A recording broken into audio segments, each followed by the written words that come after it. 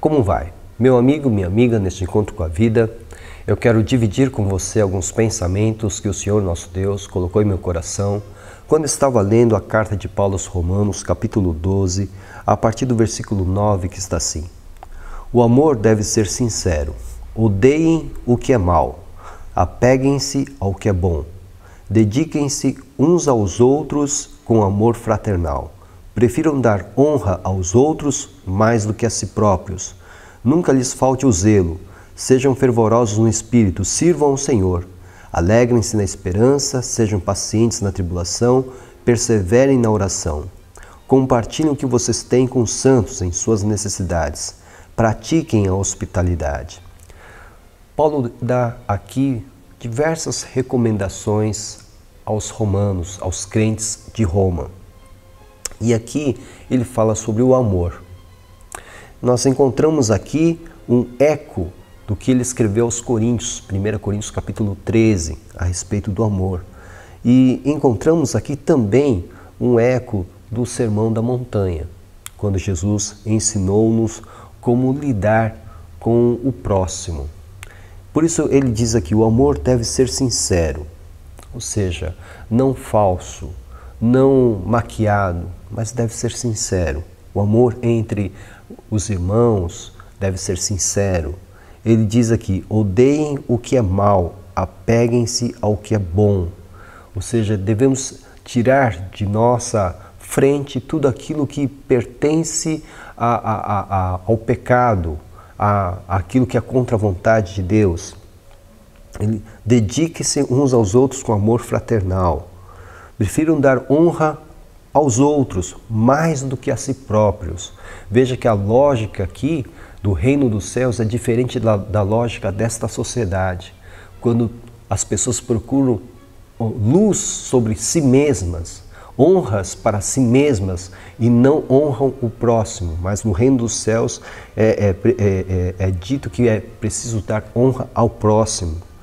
Nunca lhes falte o zelo, o cuidado, sejam fervorosos no espírito, sirvam ao Senhor. E aqui eu quero destacar, alegrem-se na esperança, sejam pacientes na tribulação, perseverem na oração.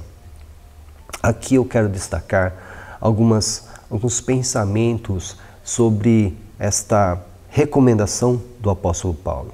Alegrar-se na esperança.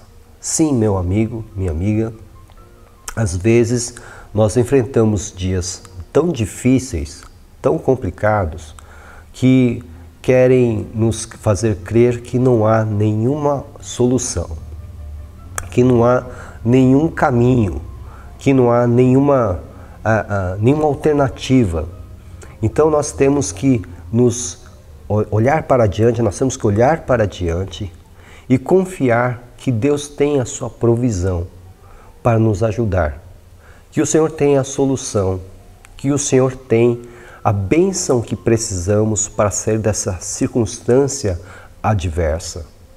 Pois bem, mas isso não está diante de nós, isso está adiante, está lá na frente, não está conosco, essa bênção ainda não está conosco. Então nós precisamos esperar, nós precisamos confiar de que Deus já tem isso preparado para nós. Então, ao invés de nós vivermos angustiados e abatidos pelo presente cheio de crises, pelo presente cheio de problemas, nós devemos olhar para diante e nos alegrar já na esperança, nos alegrar já naquilo que Deus já tem nos preparado, que está vindo em nossa direção. Nós devemos então, e aqui entramos na segunda parte desse versículo, sejam pacientes na tribulação.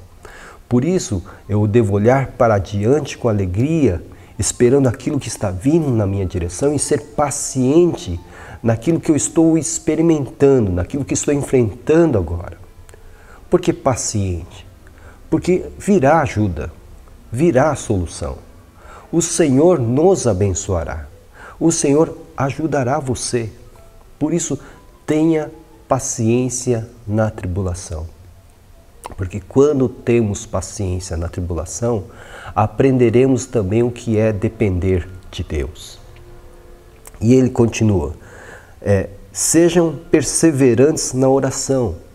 Então, todas essas 3 recomendações, elas são interligadas, porque eu me alegro na esperança, eu devo ser paciente na tribulação e perseverante na oração.